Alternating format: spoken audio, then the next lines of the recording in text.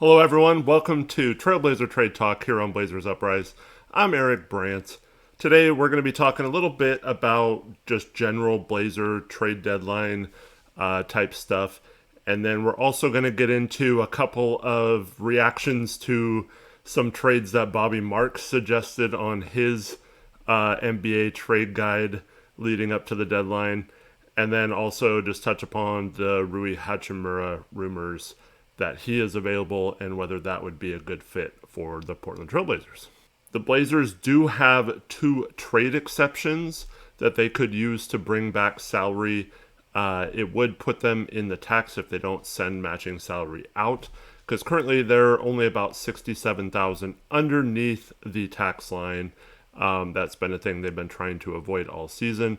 So if you're working on trades and trying to come up with ideas for the Blazers, if it involves the Blazers taking more money in than going out, and if it involves more players going out than coming back, and the Blazers would then have to sign someone, you have to keep in mind that that trade most likely would have to be under or enough to sign whatever remaining roster spots up to 14 players. You have to have 14 players after 2 weeks after the trade on your roster. So keep in mind that any trades you come up with, if the money coming in puts us into the tax, then you're going to have to find a way to get back under, either with another move or modify your trade to where there's not money coming back.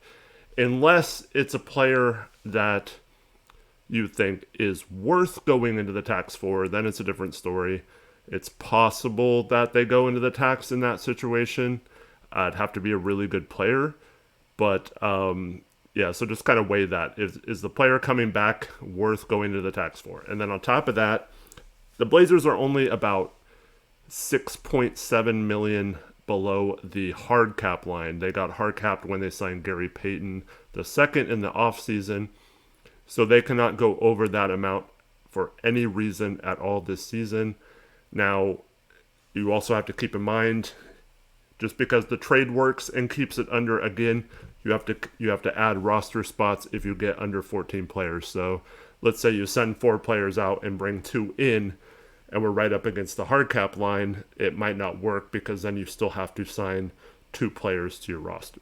So when you do trades, just make sure if it involves us taking back a ton more money, like more than $6.7 million, it's not going to work under the hard cap. If it's involved with players that are just kind of, average or role players, it's probably not going to be a case where the Blazers are going to go into the tax for that player. So it either has to be a big trade that they pull off, or it has to be a player that has, good enough skill set that warrants Joe Cronin going to Jody and asking her to go into the tax this year, and possibly with some of the contracts they might have on the books in the coming season, we're talking like 3 to 4 years down the line, be in the repeater tax, in which case, if Jody's still the owner, she would have to pay a lot of money to keep this roster. So whatever trade Cronin makes, or whatever trade you're trying to come up with, just try to make sure you do it in a way that makes sense. Like if you had to go to the owner and say, this trade I want to make, it will put us in the tax. Here's why I think it's a good idea. And if you can't explain that just like by yourself, like there's no way Jody's going to buy it. So that's just something to keep in mind. The Blazers do have 2 trade exceptions, and that's generated when you send out more money in a trade than's coming back, or you can match salary with one player and you didn't have to with another player. So with we used the trade exception that we got in the CJ McCollum, Larry Nance, Tony Snell trade last year on Jeremy Grant this summer, so that has been used up. But the Robert Covington, Norman Powell trade, we have a $6.5 million trade exception from the Clippers. It's called the Robert Covington trade exception. And then in the trade for Joe Ingles and Elijah Hughes last year, we actually generated a $3.3 million trade exception for Nickeil Alexander-Walker going to the Utah Jazz. So the Blazers have those two trade exceptions. They can't be for a player any more than those. Those can't be combined. They can't be combined with, say, Justice Winslow for $4 million and then $6.5 million for the Rocco trade exception. It doesn't work that way. The player has to be within $100,000 of that trade exception. So $6.5 million could be $6.6 million, but that's completely it. It has to fit in there. And then you also have to work out compensation to the other team. Just because you're not giving out players doesn't mean you get the player for free. So usually draft picks would be involved in that scenario. Or maybe it's just cash. Maybe you find a player that another team is just trying to dump. There's all kinds of scenarios. But those are the two likeliest options we have if it's a player worthy of going in the tax. So that big one is $6.5 million. We're about $6.7 million under the hard cap. We have an open roster spot. We have 14 players on the roster, one open roster spot. So in theory, they could trade for a player making under $6.6 million, not have to send out one of the players on the team, could just provide like second round picks or first round pick if it comes to that.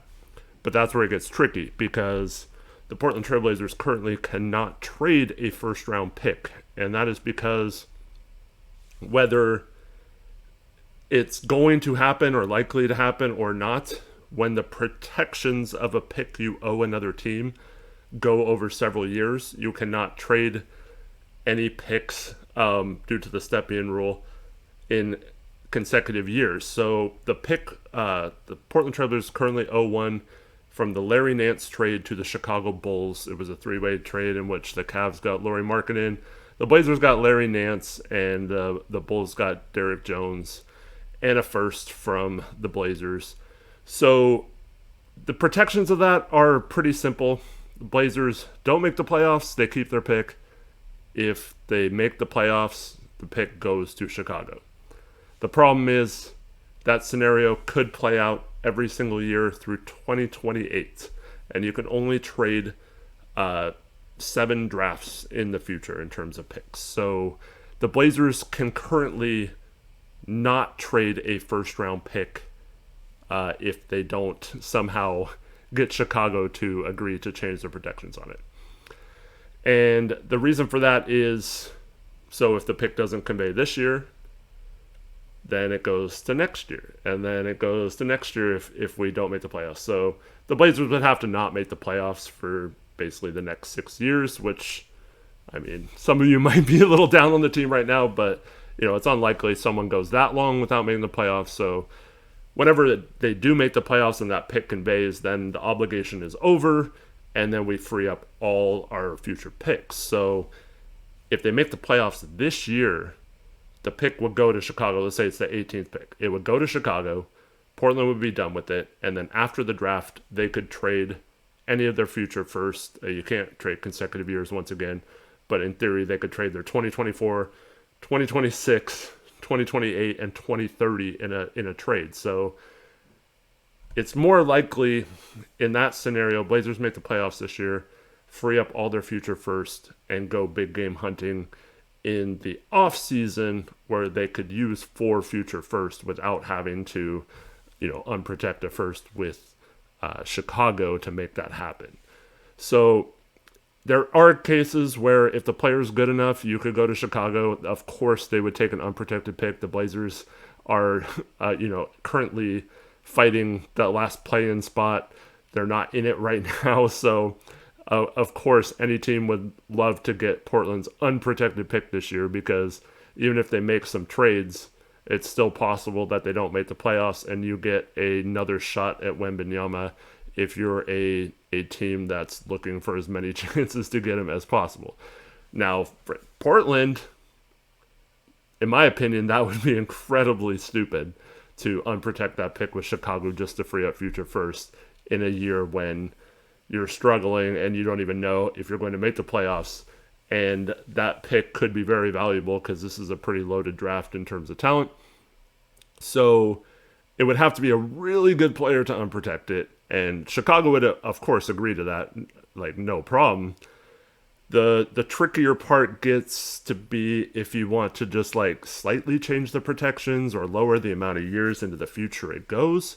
That way you can maybe free up a future pick in like 2026 or 2027 or whatever if you made it so it conveyed sooner maybe, or if it didn't convey, it turned into something else before 2028, so you had a future pick to trade in another deal. And so there are ways to do that. I don't know how. I know Chicago would be pretty open to pretty much anything. You'd probably have to compensate them if it was only a light change in the protections. Maybe you have to give them a second round pick or cash, or I don't know, maybe some sort of other trade where a player gets involved. But unless they do that with Chicago, they can't trade another first. Now, they do have several second round picks they could trade. So if a player is only second round value, they could also maybe make a trade where they get a first. I don't know if they have a lot of players they're willing to trade right now that would get a first, but let's say they didn't want to unprotect the Chicago pick, and maybe you get a first for someone else, and then you use that to get the player that you want. That could be a possibility, but more than likely, we're talking about players in those trade exceptions that could be had for those 4 second round picks, or for some of the younger guys on the roster, like Keon Johnson, or Trendon Watford, or Greg Brown. You send them a young guy back and they send you a contract they don't want, or a player that maybe has a couple years on his contract and they don't want to pay him next year, or they're trying to free up cap space, or whatever the case may be. Maybe it's a player that's having a down year and you think you can fix him. But yeah, so the most likely scenarios for the Blazers are those ones where it's like a player making under $6.6 million, and it's someone that they can get for relatively cheap. And that's, once again, they have to be willing to go into the tax if they do that way. Otherwise, they have to match salary. So then you're talking about having to send out, Justice Winslow, or, Josh Hart, or whatever the case may be. The contract coming back has to. If you're talking about a player or players that you want from another team that make more than that $6.6 million, you pretty much have to trade out Hart then, because a lot of the other trades, you can find ways to add up a bunch of little contracts and make it work, but then the hard cap might come into play, and signing people to the roster, it gets really tricky. So most likely, if you're talking about a player making more than that $6.7 million, you're talking about sending out Josh Hart. So in those trade scenarios, you have to weigh whether sending out someone who's your starting small forward right now is worth getting whatever player or players you're getting back in the trade. If the answer to that is yes, then it's probably a pretty good trade for Portland. And if they can get that deal done with the assets they have, probably be a good thing. But if it's a situation where Jody Allen has told Joe Cronin that he cannot go to the tax for any reason, it makes it a lot more difficult to get a deal done. And you're probably looking at either, a slight upgrade, trying to find someone that makes, $2 million or so, where you can maybe trade out one of your lower contracts, stay under the tax, and add a bench piece that way for someone who isn't in the rotation right now. It's going to be really difficult to pull those off too. Someone that I've talked about several times this year, like a Daniel Gafford from the Washington Wizards, is making $1.9 million this year. So he'd be a guy that could fit maybe, and you could stay under the tax. And the reason the Wizards might be willing to give him up is that his salary, he signed an extension and it jumps up to $12 million next year. So that might be a case where the Wizards don't want to pay him. He hasn't really done a whole lot since he signed that extension. But on the flip side, the Blazers have to be willing to know that money is on the books for next year and be willing to pay that contract. So that might make a player like that cheap to get. You get a backup center, maybe a slight upgrade, and you don't have to go in the tax or don't have to give up a ton to get him because of his contract situation. But that's definitely a guy that the Blazers should look into if they're really tied in terms of going into the tax or not, because I think it would be someone they could add without really, breaking up too much of the fabric of the team. On that same Wizards team, it's said that Rui Hachimura is available. He's an interesting trade candidate. I'm not sure if the Blazers are interested in him or not.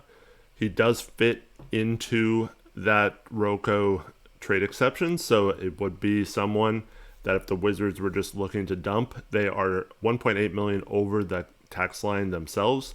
So it could be a case where if you take on a player from them, are either willing to go in the tax or send out contracts that allow them to go under the tax and you to maybe stay under the tax too, but it's close, or maybe make another trade to get under, or maybe it's a 3-team deal where the Wizards don't have to take back money.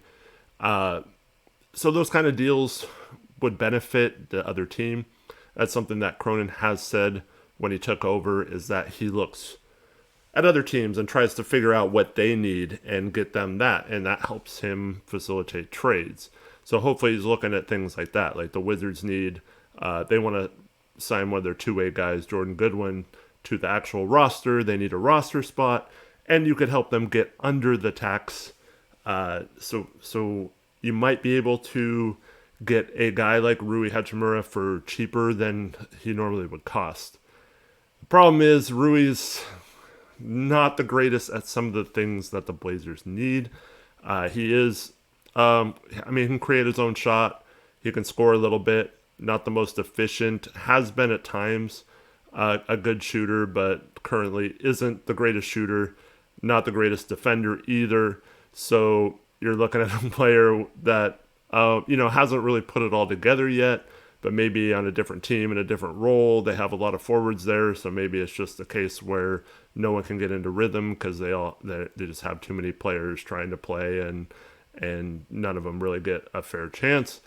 So maybe you think you can get him into your system, and he's a better player here. I don't know if it's realistic that the Blazers go into the tax for him.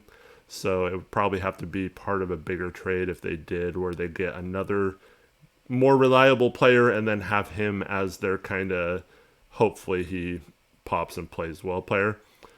The other problem with Rui is he is a free agent after this season. If you offer him a qualifying offer, he will be a restricted free agent, so you can match any offers for him. But it would be a case where you could lose him in the offseason, or you could have to pay him a lot of money if you want to keep him and he does well for the rest of the season here in Portland. So I don't know if Rui's a guy they're going to look at, but it does make sense from kind of team needs, and like Portland needs another forward that can score off the bench. Maybe he comes in and is perfect in that role. Unfortunately, I wish he was a little bit better defender, but maybe, in the concept of a new team, maybe he could get that under control. But yeah, it's definitely someone that Portland should look into, those type of players making about the salary he makes. There's several players around the league that are in a similar circumstance. And I think there's a couple players that are better than Rui. One of them is PJ Washington from the Charlotte Hornets, who also fits into that trade exception. He could probably be had for... They probably want a first-round pick for him. So it's probably going to be tough for that. But maybe you work out a three-way trade where someone else gives up a first or something. I don't think PJ is quite worth giving up or changing the protections on the Chicago pick. But this is a guy who can shoot the ball, even though some of his percentages haven't been as good as early in his career. I think that's just circumstance. The team is not good this year, but PJ is a guy who has really improved his defense a lot. He's actually a switchable big now. He can shoot. I'm not really worried about his shooting. So I actually think he would be a sneaky, really good fit here in Portland. Could maybe play some backup center. and backup 4, so you get kind of 2 roles filled in one.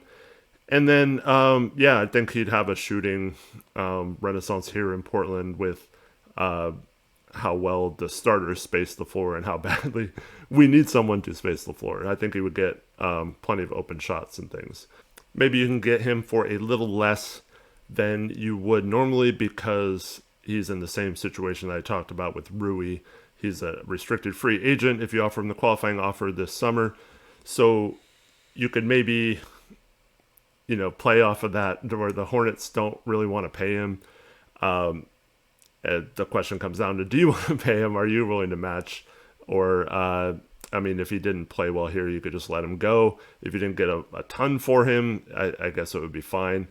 And then there's a third player who also matches this that I think would be absolutely a home run if Cronin was able to pull it off, and that's Cameron Johnson from the Phoenix Suns. It just came out today that their ownership was willing, their new owner who's going to take over soon, said that he's willing to take on salary at the deadline or whatever. But up until this point, it's been pretty clear that they are not too happy with Cameron declining. It was reported somewhere between 66 and 72 million over 4 years this last offseason, and he bet on himself. Unfortunately for him, he got hurt, so he's really going to have to play well the rest of the season to earn that contract, even close to that amount that he would have gotten if he would have just signed that. But this is a guy who can shoot the ball. He's shooting like 43% this year from 3. He's a career 39% three-point shooter. His defense is actually really underrated. He's an above-average defender. I just think that would be a perfect fit for Portland. How gettable he is, you can debate whether that's realistic or not, but he is someone that they're looking to trade, and along with Jay Crowder, they're looking to upgrade one of their forward positions. So maybe you provide them with some sort of asset to get, let's say, John Collins from the Atlanta Hawks. And so that's part of their trade there. And instead of Cameron Johnson going to the Hawks, he comes here because they have plenty of forwards and stuff. So, you got to find a creative way to get him. I do know that if those reports aren't true about the ownership being willing to spend money in the future, they were leaning on going the cheap route. So they wanted like team-friendly contracts or like younger guys on lower contracts, so they didn't have to pay Cameron in the offseason. Now, the new owner could say, no, we're going to pay him whatever it takes, and we're not trading him. It's yet to be determined, but those are the 3 guys: Rui Hachimura, PJ Washington, Cameron Johnson. I would, from the last one I named, is first on my priority list if you can get him. PJ Washington second. Rui's a distant last.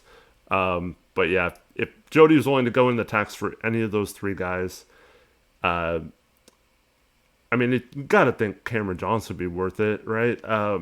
But who knows? But if she is willing to go in the tax for any of those that could be a huge bargaining chip for the Blazers, being willing to take on that salary and just give up picks. I do think Cameron Johnson is one of the few players that could be available that would be worth freeing up a future first to get as well. Hopefully you wouldn't have to. Maybe you can move, some other pieces around to get enough assets to make it work without doing that. But I think he is one of the few people that I would say, if you could get him, I would go in the tax for, and I would free up a future first for, because I think he would fit in that well with Portland. And he's kind of exactly what we need, a sniper who can space the floor and someone who just, is respectable in defense too, competes on that end, can create a shot a little bit. And he's still young enough to improve too. So I think it'd be a really good fit here, but you just got to be willing to pay him in the offseason as well. So we'll see if any of those happen. And then Bobby Marks had his trade article where he detailed pretty much every team, what their assets were in terms of draft picks and trade exceptions. And then he gave a trade that he'd like to see happen for each team. All right, here is the first trade he suggests. It's Keon Johnson to the Rockets for Garrison Matthews. I don't understand this at all. I know that Portland needs shooting, but Garrison Matthews is shooting like 35%, 36%. So, in my opinion, you're better off just going and getting Ben McLemore off the free agent market because this trade is horrible. You're giving up. I'd rather keep the promise of Keon than have to pay Garrison Matthews. And, yes, this does give us a little bit of breathing room under the tax line to maybe sign a buyout player. So it wouldn't be the end of the world if they did save some money in a trade like this. But like I said, I don't understand. Matthews shouldn't even play on this team if they're playing well and at full strength.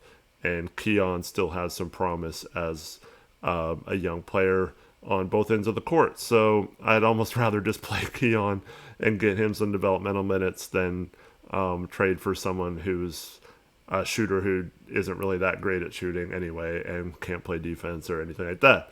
So I don't think this trade makes sense at all, and I would absolutely be disgusted if the Blazers made a move like this. The second trade he suggested was Josh Hart to the Pacers for TJ McConnell and Chris Duarte. I don't like this one either, man. I don't like either of these trades.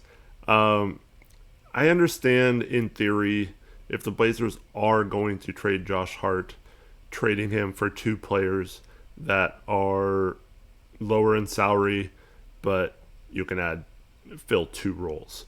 But TJ McConnell, as nice as he would be to have as a defensive guard, off the bench, it just doesn't make sense to trade someone who is capable of playing small forward and who is a starting player on your team for someone who is going to be a backup point guard and is limited to, probably 12 to 15 minutes a game when you're playing behind Damian Lillard. So I don't think that makes a lot of sense for TJ McConnell to be like the main piece of a trade.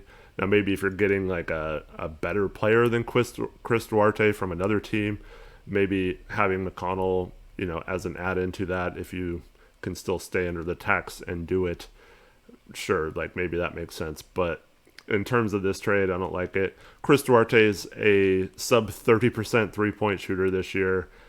Defense is, average, so I don't think he really fits what the Blazers need. Also another guard.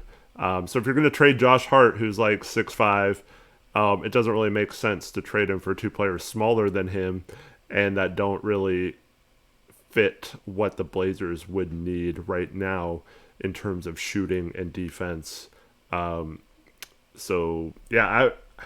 don't like this trade at all, but I like the idea maybe if you're going to trade Hart for 2-for-1, like if you can get one of those three guys I mentioned before and another player for dealing Hart, maybe there's a team that's trying to contend that this year that would really like him. And also, if you're going to trade Hart, I think getting assets back. So if you could get a first or something like a young player from a team that's trying to contend, that would help you facilitate another trade maybe, or maybe make it multi-team trade. I don't necessarily have a problem with these kind of trades. I just don't think this is close to what, if I was in charge, would need to trade Josh Hart right now. I'd rather just keep him than get McConnell and Duarte in this scenario. But I would definitely be exploring moves like this if you could maybe fill two roles that you need, or get two rotation players at the cost of sending out just one. All right, that's going to do it for this episode of Trailblazers Trade Talk. Thank you so much for watching. Hope to do some of these leading up to the trade deadline. If there's any rumors that involve the Blazers or players that become available that the Blazers should pursue, or anyone of note that has trade ideas. It's always fun to react to them. I'd also like to see some of your trade suggestions, so if you have any of those, leave them in the comments below. If they're good, maybe I will talk about them on a future episode as well. And the key dates from here on out, February 6th is when that Robert Covington trade exception expires. So if they haven't made a move with that, then it's gone and they can't use that avenue to bring in a player. I think if that happens, that's a sign that they're for sure staying under the tax. So if February 6th comes and goes, it's going to mean that they're going to be kind of hamstrung in terms of bringing in money in a trade, which will limit their options. So hopefully that's not the case. Hopefully they're willing to make some smart moves, because I think they, at the very least, need to shore up the bench and give this team a fair chance when the starters have to rest to stay in ball games. And then the next important date is February 9th. The Nickeil Alexander-Walker trade exception doesn't expire till that day, so they can use that one right up until the deadline, but it's a much smaller amount, so a lot less players fit into it. But February 9th is the trade deadline. We'll have you covered here on this channel. We'll have a live stream. It usually goes like somewhere between 5 and 7 hours of coverage for you. We're also live after every game. Those often delve into trade talk at some point during every episode. And then over on our second channel, Blazers Uprise Live, every Monday and Thursday, we have a show and we answer questions, and we usually talk about trades this time of year on there as well. So we got you covered. Thank you so much for supporting and watching us. It means a lot to us, and hope to see you on a bunch of streams and videos in the future. And until next time, hope everyone has a great day. Peace out. Go Blazers.